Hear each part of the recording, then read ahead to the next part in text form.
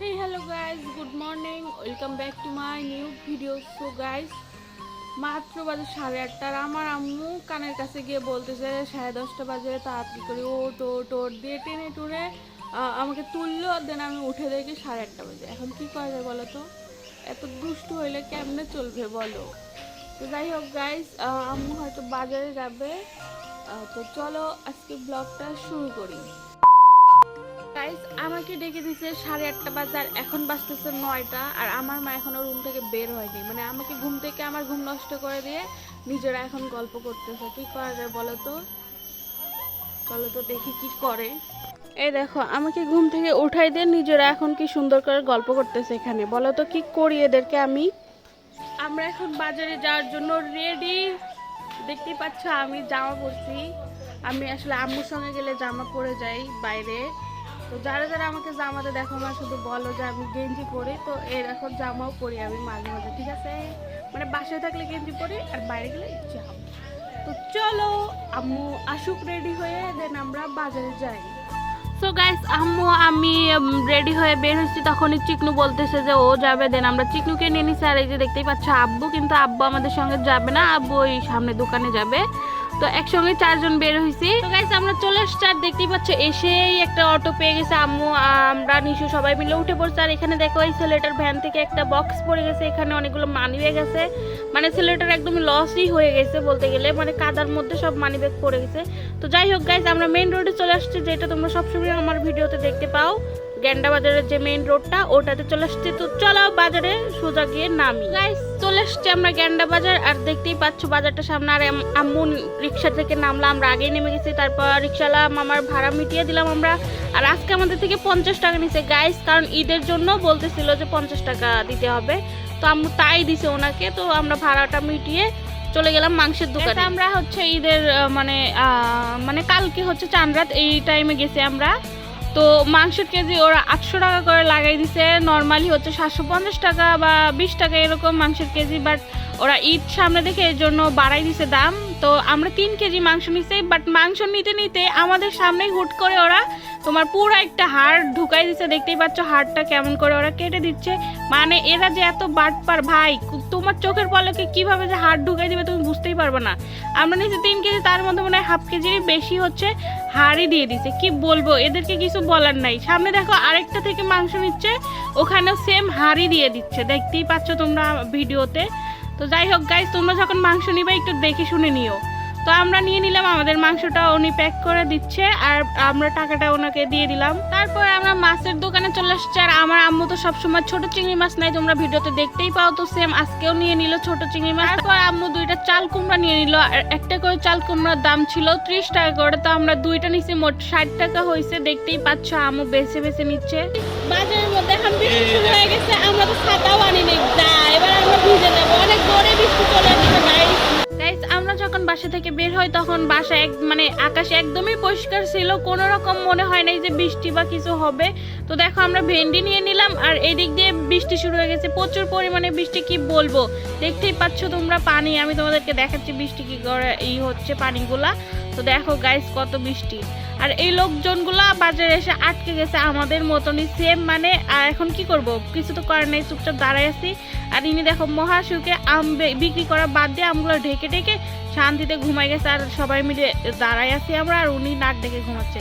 তো তারপর কিছু করার নেই, বৃষ্টির মধ্যেই ঘুরে ঘুরে আম্মু এখানে মশলাপাতি নেওয়ার জন্য চলে এসছে। তো দেখতেই পাচ্ছ আম্মু কি কি নেয়, তোমরা দেখতে থাকো কি কি নিচ্ছে আম্মু।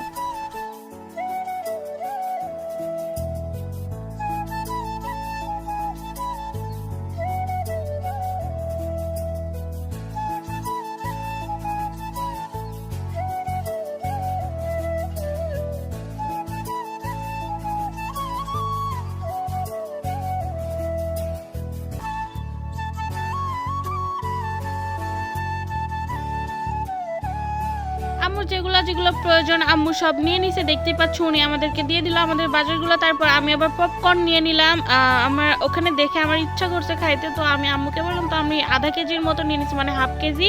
তো ওটাও আমরা নিয়ে নিলাম। তারপর শসার দোকানে চলে আসলাম, আর এখানে শসার কেজি ছিল 120 টাকা, এটা ছিল 120 টাকা, আর সাইডের গুলো ছিল 100 টাকা। তো আমরা 120 টাকা দিয়ে 1 কেজি শসা নিয়ে নিছি। তারপর আমরা চলে আসলাম আমের দোকানে। আর আমার কিন্তু আম খাইতে অনেক ভালো লাগে, আমি অনেকবার বলছি। তো আমরা এখান থেকে হিমসাগর যে আমটা হয় ওটা আমরা নিয়ে নিছি 3 কেজির মতো, মানে 3 কেজির একটু বেশি, আর কেজি ছিল হচ্ছে 60 টাকা করে। তো আমরা 3 কেজি আম নিয়ে নিছি। দেখতেই পাচ্ছ আমটা ঝুলাই রাখছে, কত সুন্দর লাগতেছে। আমার কিন্তু এরকম দেখতে অনেক ভালো লাগে। তো গাইস আমরা ওনাকে টাকা পরিশোধ করলাম, দেন হচ্ছে আম্মু শাক কেনার জন্য শাকের দোকানে চলে গেল। শাকটা কেন নিচ্ছে এটা জানো? ওই ছোট চিংড়ি মাছ নিল না, তোমরা তো দেখতেই পাইলে, ওটা দিয়ে রান্না করার জন্য আম্মু এখান থেকে 20 টাকা করে 2 মুঠা নিচে 40 টাকা দিয়ে। তো গাইস বৃষ্টি কমে গেছে, আম্মু আর রিস্ক নিতে চাচ্ছিল না, তাই আমরা বাজার যেগুলা করছি ওগুলা নিয়েই বাসার দিকে রওনা দিলাম। আর রিক্সা ভাড়া এটা আমরা ঠিক করছি 60 টাকা, কারণ বৃষ্টি হয়েছে, পানি জমে, এর জন্য উনি যাইতে চাচ্ছিল না। তো আমরা অনেক রিকোয়েস্ট করার পর উনি যাওয়ার জন্য রেডি হয়ে যায়। তো দেখতেই পাচ্ছ আমরা চড়ে গেছি। আর গাইস দেখো এখানে পানি কত জমে গেছে, তাহলে আন্দাজ করতে পারতেছো যে কি পরিমাণে বৃষ্টিটা হয়েছে। ওখানে আমরা যেখানে দাঁড়াইছিলাম তোমাদেরকে তো আমি দেখাইছি, তারপরে তো দেখে বুঝতে পারো নাই। তো পানিগুলো দেখো, পানিগুলো দেখলে তোমরা বুঝতে পারবে। আর এই জায়গাটা হচ্ছে ওই ছেলেটার যে বক্স পড়ে গেছিলো, মানি ব্যাগ ছিল, ওই জায়গাটা হচ্ছে এটা। তো যাই হোক গাইস আমরা বাসায় চলে আসলাম। আর বাসায় এসে দেখো মানে বাচ্চাদের যে খেলার মাঠটা আমাদের বাড়ির সামনে, ওখানেও পানি জমে গেছে মোটামুটি। দেখতেই পাচ্ছ বাচ্চারা এখন আর খেলতে পারবে না এখানে, যতক্ষণ না পানিগুলো শুকিয়ে যাচ্ছে। বাজারে এত পরিমাণ বৃষ্টি, এর জন্য আমরা ঠিক মতো বাজারও করতে পারি নাই। আমাদের মানে কাঁচা বাজার যেগুলো লাগতো, তো মোটামুটি যা দরকার ছিল ওখান থেকে নিয়ে আমরা বাড়িতে চলে আসছি। আর পিছনে দেখো আমার আম্মু সবকিছু ধুয়ে শুকাইতে দিয়েছে, কিন্তু বাইরে তো বৃষ্টি, এর জন্য ঘরে শুকাইতে দিয়েছে।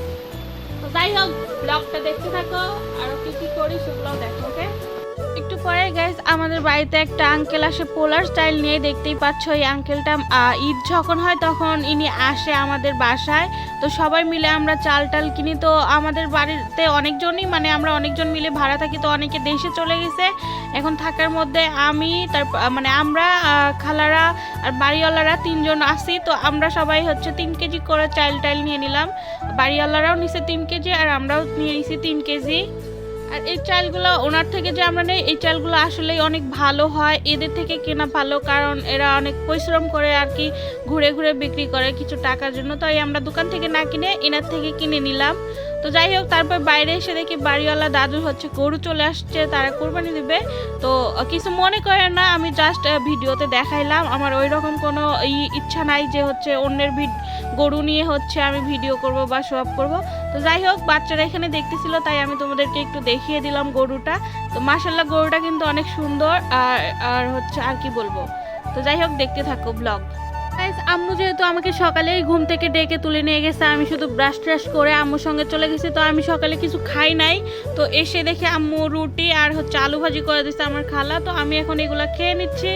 আম্মু বাসায় থাকলে কিন্তু আমার কোনো খাওয়ার কষ্ট হয় না, মানে আমি একা থাকলে হয় খেয়ে নিই বা অলস লাগে তখন আমি কিছুই বানাই খাই না। তো আম্মু থাকলে কিন্তু সবসময় আমাকে খাবার টাবার এটা না ওটা সবসময় বানিয়ে দেয়। আর হ্যাঁ গাইজ আমার ব্যাকগ্রাউন্ডে কিন্তু খারাপ, তোমরা ইগনোর করো ওকে। তো যাই হোক আমার মা কিন্তু অনেক ভালো, মায়েরাই ভালো, শুধু আমার মা না, আমার মা মানে তারপরেও আমার যেহেতু মা তাই আমি একটু বললাম। তো যাই হোক গাইজ আমি বাজার থেকে এসে সকালের খাবার খাইছি, খেয়ে আমি ঘুমাই গেছি। এখন বাজে 4টা, আর আমি এখন উঠলাম ঘুম থেকে, মানে একটু ঘুম নষ্ট হয়েছে, দেখো কতক্ষণ ঘুমাইলাম। তো যাই হোক আম্মু এখন রান্না বান্না করতেছে, তো চলো দেখি কি রান্না করে আম্মু।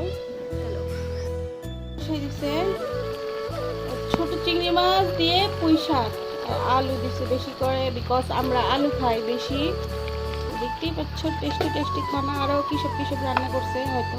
কেমন রান্না করছে পুঁই শাক দিয়ে চিংড়ি মাছ, তারপর শিং মাছ ভুনা, আলু ভাজি, চাল কুমড়া ভাজি। তো গাইস আমার আম্মু বললো না, কারণ আম্মু ভয়েস দিতে অনেক শরম পায়, তাই আমিই বলে দিলাম আম্মুর হয়ে।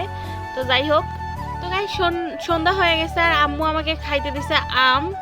আম কিন্তু আমার অনেক ভালো লাগে, আম আমি প্রচুর খাই। তো আম্মু এর জন্য আমাকে আম টাম কেটে দিছে। তো গাইস ব্যাকগ্রাউন্ডে কিন্তু চাদর আছে বিছানার, দেখতেই পাচ্ছ, কারণ বৃষ্টি হয়েছে তো এর জন্য পিছনেই শুকাইতে দিয়ে দিচ্ছে। তো ব্যাকগ্রাউন্ড ইগনোর করো। তো যাই হোক ম্যাঙ্গো কিন্তু অনেক মজা ছিল, আমরা যেগুলো নিয়ে আসলাম আম অনেক মজা হয়েছে গাইস, মানে আমগুলো অনেক মজা। আম্মু থাকলে কিন্তু আমার খাওয়ার কোনোই কষ্ট হয় না, আমি বারবার বলতেছি। আম্মুরা অনেক হচ্ছে কেয়ারিং হয়, মানে কে কখন কি খাবে সবকিছু একদম রেডি করে দেয়। তো আমার মা সেম আমাকে দেয়। এই যে 10 দিন হচ্ছে বন্ধ পাইছে, মানে ছুটি পাইছে, এই 10 দিন দেখবা শুধু খাবো আর খাবো, মানে আমার কোনো খাওয়ার কষ্ট হবে না। গাইস রাত্রিবেলা আমি ভাত নিয়ে নিছি একটু, আর চিংড়ি মাছ মানে তরকারি তো দেখতেই পাচ্ছ, চাল কুমড়া ভাজি, তারপরে পুঁই শাক আর পটল ভাজি নিয়ে নিছি। পটল ভাজির কথা বলতে ভুলে গেছিলাম তখন। তো যাই হোক, বাটিটা ইগনোর করো, শুধু খাবারগুলো দেখো, ওকে।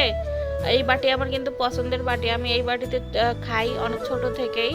আমার বাটিতে খাইতে অনেক ভালো লাগে, আমি ছোট মোটো বাটিতে করে খাই। তো কেউ কিছু বলবে না, ঠিক আছে? আর ভিডিওটা শেষ পর্যন্ত দেখার জন্য তোমাদেরকে অনেক অনেক ধন্যবাদ, ঠিক আছে? আর সবাই চ্যানেলটা সাবস্ক্রাইব করবা, আর ভিডিওতে অবশ্যই লাইক করবা। একদম লাইক না করলে তোমাদের খবর আছে, বুঝছো?